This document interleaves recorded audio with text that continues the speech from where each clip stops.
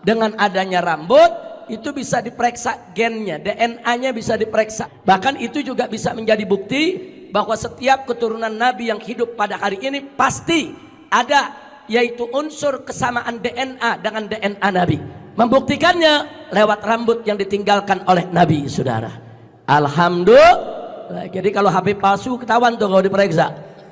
DNA Nabi kemana? Ada DNA-nya. Ya, pertanyaannya, kenapa orang-orang yang senang dengan orasi, di dalam diri saya terdapat darahnya Rasulullah, kemudian baru-baru ini ada yang mengatakan Wali Songo ini nyambung Ba'alawi melalui Ubaidillah, itu yang orasi di Banten itu Imam Jumbo.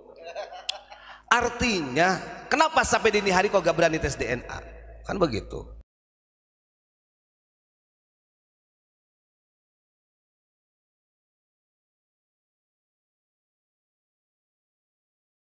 Keberadaan rambut ini penting. Jadi kalau ada yang menolak Muhammad itu hanya cerita khurafat, dengan adanya rambut itu bisa diperiksa gennya, DNA-nya bisa diperiksa. Bahkan itu juga bisa menjadi bukti bahwa setiap keturunan Nabi yang hidup pada hari ini pasti ada, yaitu unsur kesamaan DNA dengan DNA Nabi. Membuktikannya lewat rambut yang ditinggalkan oleh Nabi, saudara. Alhamdulillah. Jadi kalau HP palsu ketahuan tuh kalau diperiksa. DNA Nabi kemana? Ada DNA-nya kemana? Asmakan yang ada saat ini, apakah mereka habaib atau bukan habaib? Saya nggak mau memberikan peringatan mereka habaib atau bukan habaib, tapi saya minta mereka verifikasi, buktikan nasabnya itu benar ke Rabitatul Alawiyah. Kalau mereka yakin nasab mereka benar, ya argumentasi dong, pakai ilmu nasab, pakai ilmu sejarah. Saudara datang ke Rabitatul Alawiyah bukan dengan caci maki, bukan dengan kebencian, tapi dengan data, dengan kitab, dengan argumentasi, dengan bukti yang menunjukkan kalau mereka bersambung ke Wali Songo, saudara. Kalau nggak ada bukti, ya jangan paksa Rabitoh untuk mengakui. Kira-kira jelas tidak? Jelas tidak? Sesuatu yang sangat membuat saya satu kagum. Kenapa kagum? Karena ada sosok ulama panutan Habib Umar bin Hafidh, mudah-mudahan dipanjangkan umurnya. Beliau ini sudah tes DNA Pak, bahkan 2 kali. Tadi saya dapat bocorannya, langsung melihat catatannya, dan hasilnya haplonya G. Ya ngapunten. Artinya kalau memang itu orang alim dan memang menjadi panutan, artinya tidak akan mengurangi kecintaan para muhibinnya. Pertanyaannya, kenapa orang-orang yang senang dengan orasi, di dalam diri saya terdapat darahnya Rasulullah, kemudian baru-baru ini ada yang mengatakan Wali Songo ini nyambung Ba'alawi melalui Ubaidillah, itu yang orasi di Banten itu Imam Jumbo. Artinya kenapa sampai dini hari kok gak berani tes DNA? Kan begitu. Sekarang menyambung-nyambungkan Wali Songo ke Habib. Sedangkan tempo kemarin-kemarin kok mengatakan Wali Songo wali setan. Betul. Nah itu. Ayo, betul. Mau disuwek cangkeme.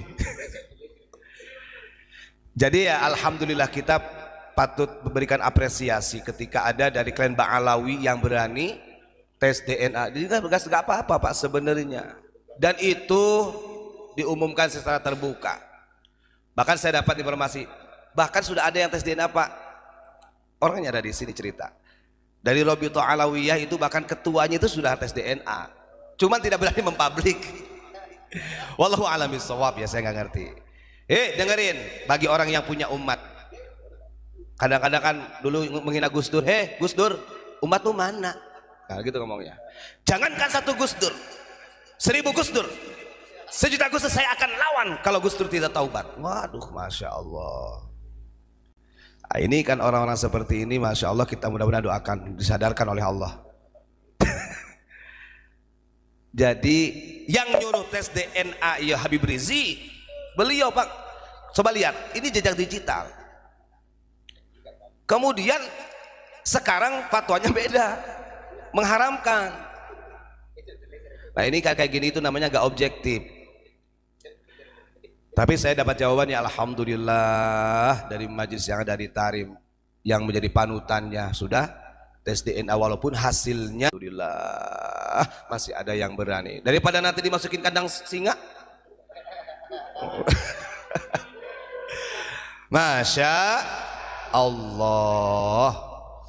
Nah itu perlu kita apresiasi siapapun itu, karena yakin dari mereka juga tetap ada yang baik, ada dari mereka yang ingin bersinergi dengan pribumi yang betul-betul ada. Tapi yang sayangnya nih oknum-oknumnya Masya Allah. Cek ya apa lagi nambah instruksi ya, instruksi apa yang sudah minta maaf aja masih di framing.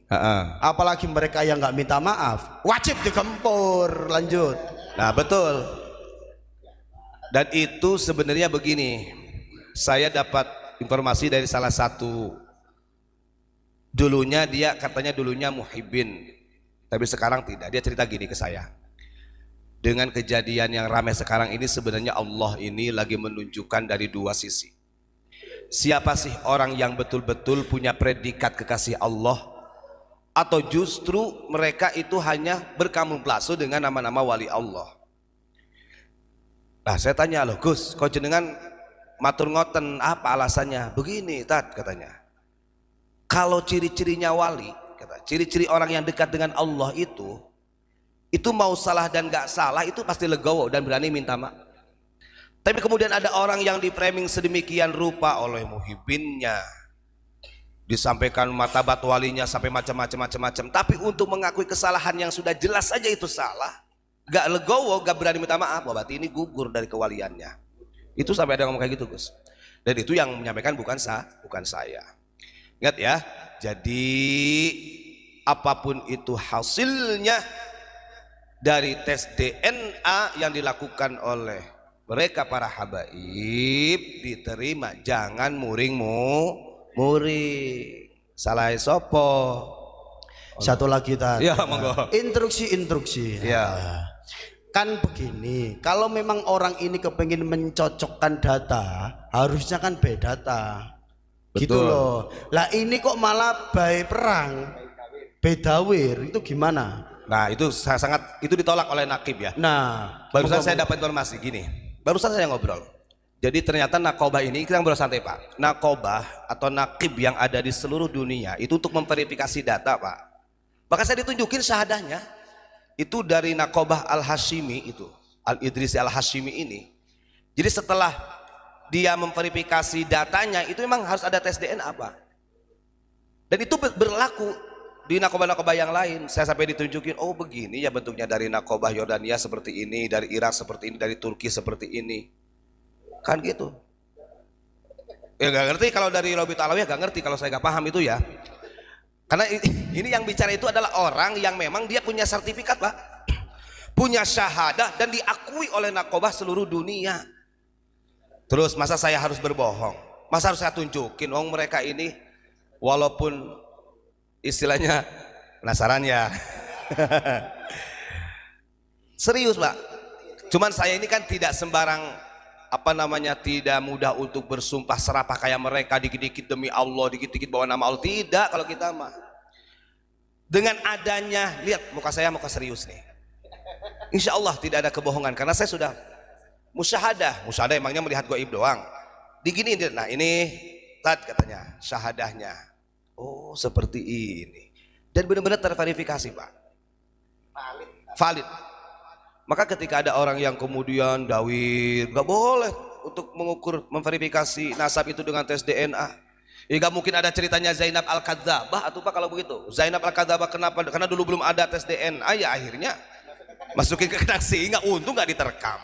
Karena dia, artinya gini, yang logis saja gitu kan. Ini cerita ya, saya tidak karena iya barusan gitu, alhamdulillah semenit, 2 menit, 5 menit, 10 menit saya dapat cerita yang Masya Allah kalau bagi saya ini adalah jawaban. Dan dia mengatakan begini, menurut dari nakib-nakib ini mengatakan begini, ketika di tes DNA, andai kata dari marga apa gitu, satu orang saja hasilnya kemudian dipublish, andai kata hasilnya G gitu, itu sudah mewakili keseluruhan tanpa harus satu persatu di tes DNA. Artinya yang di lingkaran marga tersebut sudah pasti gitu.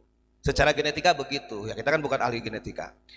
Yaitu tadi, saya hanya menghimbau kepada para hadirin, para muhibbin, kita untuk memuliakan seseorang ini ya harus betul-betul dinilai dari kealimannya, ketakwaannya, bukan karena kemudian saya akan melihat kealimannya, bohong, nyatanya masih rasis. Artinya begini, ketika orang ini tidak rasis, ketika ada yang mengkritik bahwa itu salah, dia tidak akan muring-muring, paling mencari mengkanter dengan keilmuan.